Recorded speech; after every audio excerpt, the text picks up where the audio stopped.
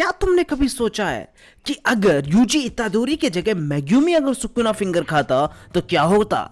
क्या सुगुमी गोजो को उसके बाद हरा पाता, या फिर सुकुना वही नाम बड़े दर्शन छोटे वाला आदमी है? तो यस गाइस, तो आज की इस वीडियो में मैं तुम्हें समझाने वाला हूं कि अगर मेग्यूमी इतादोरी की जगह सुकुना फिंगर खाता तो क्या होता, और मैं ये भी बताने वाला हूं कि अभी के जो करंट आर्क में जो सीन चल रहे हैं वो आगे जाके कैसे हो सकते हैं, और अभी की रिसेंट सुकुना और गोजो की फाइट कैसी जा रही है। तो मैं दूसरों की तरह टाइम वेस्ट नहीं करने वाला, वीडियो को चालू करते हैं। पर उससे पहले तुम भी लाइक कर दो और कमेंट कर दो, और अपने विचार कमेंट सेक्शन में दर्शाइए कि आपको क्या लगता है। स्टोरी बिल्कुल ही नॉर्मल तरीके से स्टार्ट होगी, जहां यूजी के ग्रैंडफादर की डेथ होगी और मेग्यूमी यूजी को स्कूल में देखेगा, जिसके बाद यूजी के बेवकूफ दोस्त सुकुना फिंगर के साथ छेड़छाड़ करने लगेंगे जैसा हुआ था ओरिजिनल प्लॉट में, और यूजी उन्हें बचाने पहुंचेगा, जहां मेग्यूमी भी आएगा। बट इस बार कुछ अलग होगा। इस बार फाइट थोड़ी इंटरेस्टिंग होगी और मेग्यूमी और इतादोरी दोनों मिलकर उस डीमन से लड़ेंगे। बट हालांकि वो उसको हरा नहीं पाएंगे, बट मेग्यूमी जिसे मालूम है कि कर्स ऑब्जेक्ट को खाने के बाद एक पावर बूस्ट मिलता है, वो एक रिस्क लेगा। इतादोरी की जान बचाने के लिए वो एक रिस्क लेगा कि वो फिंगर्स को खा लेगा। अब तुम सबके लिए एक इंपॉर्टेंट इंफॉर्मेशन कि क्यों यूजी सुकुना को कंट्रोल करने लायक बना था, क्योंकि ये थोड़े इंटेल के हिसाब से पता चला है कि जो सुकुना था वो यूजी का इंसेस्टर है। मतलब यूजी सुकुना से कहीं ना कहीं थोड़ा बहुत ब्लड रिलेटेड है, जिस वजह से वो सुकुना को कंट्रोल कर पा रहा था और सुकुना उसकी बॉडी पे पूरी तरीके से कंट्रोल नहीं ले पा रहा था। यहाँ के बाद दो पॉसिबिलिटीज बनती हैं, दोनों अलग अलग पॉसिबिलिटीज हैं गोजो के आने के बाद। पॉसिबिलिटी नंबर 1, जो सुगुमी होगा हमारा सुकुना और मेग्यूमी का मिक्सचर, वो गोजो से फाइट करेगा, और वो गोजो से लास्ट टाइम की तरह थोड़ा वीक तरीके से फाइट नहीं करने वाला। वो इस बार अच्छा बैटल दे पाएगा, क्योंकि सुकुना मेग्यूमी की बॉडी में रहकर ये समझ जाएगा कि ये शैडो यूजर है, ये 10 शैडोज वाली टेक्निक इसको पूरी तरीके से नहीं आती है। But Sukuna being the king of curses इस टेक्निक को तुरंत कंट्रोल नहीं कर पाएगा। 10 शैडो टेक्निक को कंट्रोल करने के लिए उसे थोड़ा सा समय लगेगा, 5-10 मिनट, पर गोजो से फाइट करते करते वो उसको हैंडल करने लगेगा, नॉट फुली। तो चलो एक गेस करते हैं, क्या तुम्हें लगता है सुकुना 10 शैडो टेक्निक्स को यूज करते हुए, जिसे हम सुगुमी कह सकते हैं, सुकुना और मेग्यूमी का मिक्सचर, वो गोजो को हरा पाएगा? इस चीज का आंसर तुम कमेंट सेक्शन में कर सकते हो। और मैं कोई कंट्रोवर्सी नहीं करना चाहता, पर जिन बेवकूफों को ये लग रहा है कि सुकुना इस फॉर्म में गोजो को हरा सकता है, वो बहुत ज्यादा बेवकूफ है। उन्हें गोजो की पावर्स के बारे में कुछ भी आइडिया नहीं है। गोजो फिर भी सुकुना को एक हाथ पीछे रख के एक उंगली से हरा देगा इजीली, जिसके बाद गोजो को मेग्यूमी को मारना पड़ेगा, क्योंकि इस बार इतादोरी की तरह वो सुकुना को कंट्रोल नहीं कर पा रहा है। जहां अब आती है चांस पॉसिबिलिटी नंबर 2 की, जिसके मेरे पास प्रूफ्स भी हैं कि ये पॉसिबल है। इस पॉसिबिलिटी में मेग्यूमी फिंगर खाएगा और वो सुकुना को हाफ ही बॉडी अपनी दे पाएगा, जैसा इतादोरी ने दी थी। अब जिससे पहले तुम लोग मुझसे प्रूफ मांगो, मैं तुम्हें बता देता हूँ। रिसेंट आर्क में जब मेग्यूमी की बॉडी सुकुना ने कंट्रोल की थी, तो सुकुना ने मेग्यूमी की सोल को शैटर होने के लिए टाइम दिया था। वो मेग्यूमी को एक वीक फॉर्म में पाना चाहता था, जिससे वो उसकी बॉडी फुल कंट्रोल कर सके। सोचो, इतना पावरफुल होने के बाद भी सुकुना मेग्यूमी को पूरा कंट्रोल नहीं कर पा रहा है, तो चांसेस कितने ज्यादा हैं कि एक फिंगर खाने के बाद मेग्यूमी का कंट्रोल उसकी बॉडी पे रहे, और वो सुकुना को भी पार्शियली थोड़ा बहुत अंदर बॉडी के रख पाए। क्योंकि इसके बाद आने वाला है फन पार्ट।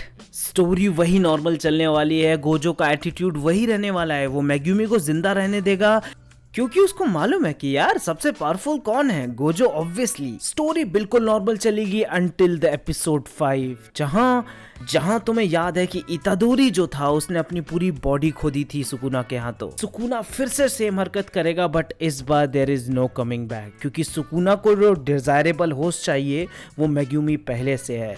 इस फाइट के बाद एपिसोड 5 की इतादोरी को मोस्टली शायद सुकुना मार देगा, और अगर नहीं भी मारा तो वो गोजो के डर से वहां से निकल जाएगा, क्योंकि 3 फिंगर सुकुना इतना ज्यादा पावरफुल नहीं है कि वो गोजो को हरा दे। जिसके बाद सुकुना मिलेगा केंजाकू से। ये सब देख के बहुत ज्यादा शॉक हो जाएगा और खुशी के मारे पागल हो जाएगा, क्योंकि भाई उसे जो थाली सजी हुई मिल गई है, उसे जो इतने सालों से करना था वो बस अब सेकंड्स में कर लेगा। चलो मैं तुम्हें फिंगर्स का थोड़ा हिसाब बताता हूँ कि कितनी फिंगर्स सुकुना ने खाई है और कितनी बाकी हैं। 3 फिंगर्स सुकुना खा चुका है। इसके बाद बची हुई 16 फिंगर्स जो किंजाकू के पास है वो सुकुना को दे देगा, जिसका टोटल हो जाएगा 19 फिंगर्स। तुम लोग सोच रहे होगे कि जब सुकुना ये सब कर रहा होगा फिंगर्स की डिनर ईटिंग, तब तक गोजो और दूसरे सॉर्सरर क्या कर रहे होंगे। तो ऑब्वियसली इस बैटल के दौरान बहुत हाई अलर्ट रहेगा और यूटा और दूसरे एस क्लास जो सॉर्सरर होंगे उन सबको बुला लिया जाएगा तुरंत।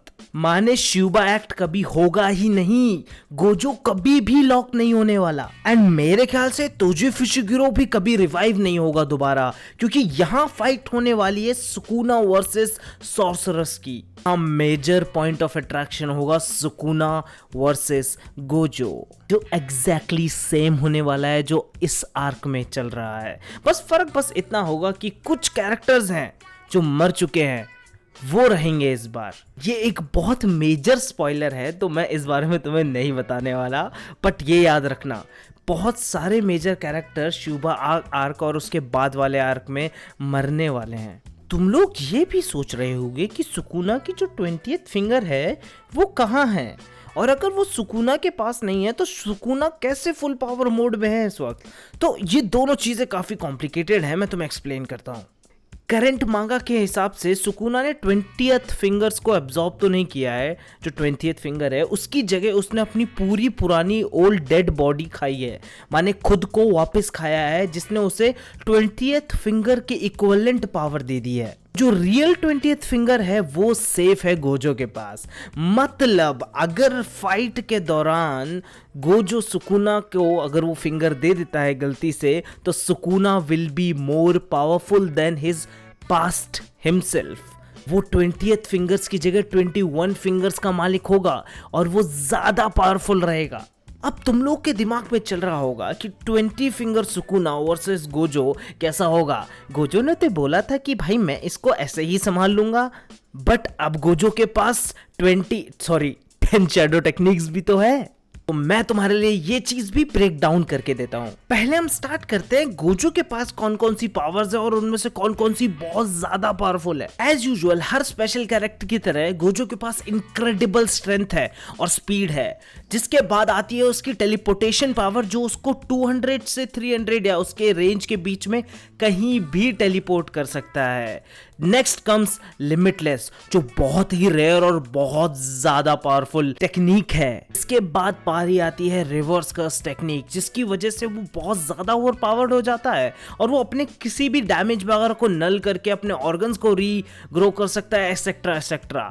फिर आती है सबसे पावरफुल टेक्निक, 6 आइज टेक्निक। इसकी वजह से गोजो के पास unlimited amount of curse energy आ जाएगी, मतलब वो कभी थकने ही नहीं वाला। इसके बाद आती है लिमिटलेस की वजह से 2 टेक्निक्स, एक्चुअली 2 नहीं 3, one is blue, other one is red और थर्ड वन इज पर्पल। ये तीनों एक फोर्स टाइप के पावर्स हैं, जिनमें से ब्लू इज वन जो चीजों को अट्रैक्ट करता है, it acts like a black hole, एक बॉल, और रेड वन उसका ऑपोजिट है, it's a reverse technique of blue, जिसमें वो चीजों को रिपेल करता है। And the third one, the purple hollow, ये गोजो के सबसे पावरफुल अटैक्स में से है, मतलब लाइक द एग्रेसिव अटैक्स। वही बात रही सुकुना की, तो सुकुना बहुत ज्यादा ओवरपावर्ड है। Sukuna with 20 fingers as usual बहुत ज्यादा इमेंस स्ट्रेंथ के साथ, स्पीड के साथ, रिफ्लेक्सेस के साथ आया है। इनफैक्ट वो अपने ऑर्गन्स को कभी भी कितनी भी स्पीड में रीग्रो कर सकता है, क्योंकि वो भी रिवर्स टेक्निक जानता है। जिसके बाद आती है सुकुना की दूसरी एबिलिटीज, उनमें से एक है मैनिपुलेटिंग फायर। वो एक फायर टाइप jutsu करता है, जिसकी वजह से वो फायर को मैनिपुलेट कर सकता है। जो एबिलिटी मैंने शायद अभी तक किसी में देखा नहीं है। जिसके बाद आती है सुकुना का खुद का डोमेन एक्सपेंशन, जिसे आज तक का सबसे ज्यादा पावरफुल डोमेन एक्सपेंशन कहा जाता है, श्राइम।